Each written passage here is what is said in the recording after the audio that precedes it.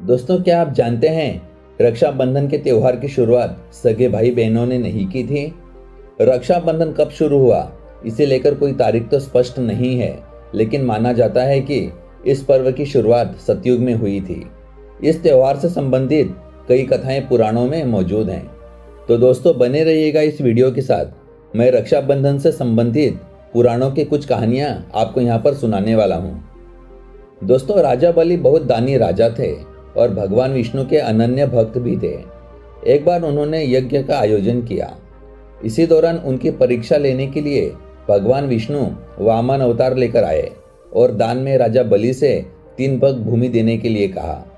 लेकिन उन्होंने 2 पग में ही पूरी पृथ्वी और आकाश को नाप लिया। इस पर राजा बलि समझ गए कि भगवान उनकी परीक्षा ले रहे हैं। तीसरे पग के लिए उन्होंने भगवान का पग अपने सिर पर रखवा लिया। फिर उन्होंने भगवान से याचना की कि अब तो मेरा सब कुछ चला ही गया है, प्रभु आप मेरी विनती स्वीकार करें और मेरे साथ पाताल में चलकर रहें। भगवान ने भक्त की बात मान ली और वैकुंठ छोड़कर पाताल चले गए। उधर देवी लक्ष्मी परेशान हो गईं। फिर उन्होंने लीला रची और गरीब महिला बनकर राजा बलि के सामने पहुंची और राजा बलि को राखी बांधी। बलि ने कहा कि मेरे पास तो आपको देने के लिए कुछ भी नहीं है। इस पर देवी लक्ष्मी अपने रूप में आ गईं और बोली कि आपके पास तो साक्षात भगवान हैं, मुझे वही चाहिए, मैं उन्हें ही लेने आई हूँ। इस पर बलि ने भगवान विष्णु को माता लक्ष्मी के साथ जाने दिया। जाते समय भगवान विष्णु ने राजा बलि को वरदान दिया कि वह हर साल 4 महीने पाताल में ही निवास करेंगे। यह 4 महीने चातुर्मास के रूप में मनाया जाता है, जो देवशयनी एकादशी से लेकर देव उठनी एकादशी तक होता है। दोस्तों, राखी से जुड़ी एक सुंदर घटना का उल्लेख महाभारत में भी मिलता है। सुंदर इसलिए क्योंकि यह घटना दर्शाती है कि भाई बहन के स्नेह के लिए उनका सगा होना जरूरी नहीं है। कथा यह है कि जब युधिष्ठिर इंद्रप्रस्थ में राजसूय यज्ञ कर रहे थे, उस समय सभा में शिशुपाल भी मौजूद था।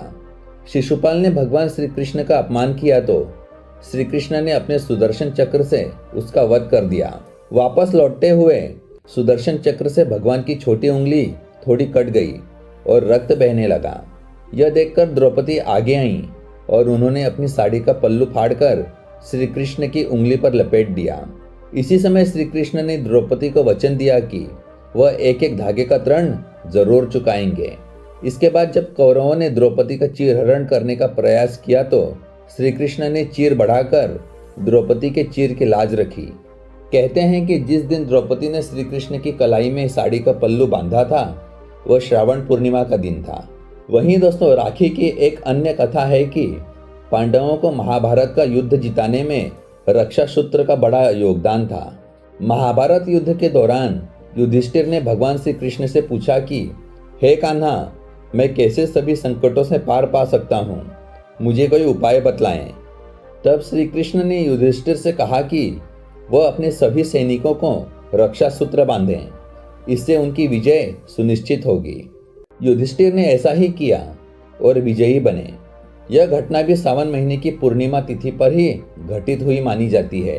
तब से इस दिन पवित्र रक्षा सूत्र बांधा जाता है, इसीलिए सैनिकों को इस दिन राखी बांधी जाती है। वहीं दोस्तों, भविष्य पुराण में एक कथा है कि वृत्रासुर से युद्ध में देवराज इंद्र की रक्षा के लिए इंद्राणी शची ने अपनी तपोबल से एक रक्षा सूत्र तैयार किया और श्रावण पूर्णिमा के दिन इंद्र की कलाई में बांध दी। इस रक्षा सूत्र ने देवराज की रक्षा की और वह युद्ध में विजयी हुए। यह घटना भी सतयुग में हुई थी। वहीं दोस्तों, रक्षाबंधन से जुड़ी एक अनोखी कथा यह भी है कि सिकंदर पूरे विश्व को फतह करने निकला और भारत आ पहुंचा। यहाँ उसका सामना भारतीय राजा पुरु से हुआ। राजा पुरु बहुत वीर और बलशाली राजा थे। उन्होंने युद्ध में सिकंदर को धूल चटा दी। इसी दौरान सिकंदर की पत्नी को भारतीय त्योहार रक्षाबंधन के बारे में पता चला। तब उन्होंने अपने पति सिकंदर की जान बचाने के लिए राजा पुरु को राखी भेजी। पुरु आश्चर्य में पड़ गए, लेकिन राखी के धागों का सम्मान करते हुए उन्होंने युद्ध के दौरान जब सिकंदर पर वार करने के लिए अपना हाथ उठाया तो राखी देखकर ठिठक गए और बाद में बंदी बना लिए गए। दूसरी ओर बंदी बने पुरु की कलाई में राखी को देखकर सिकंदर ने भी अपना बड़ा दिल दिखाया और पुरु को उनका राज्य वापस कर दिया। दोस्तों, ये कहानियाँ आपको कैसी लगी नीचे कमेंट बॉक्स में ज़रूर बताना।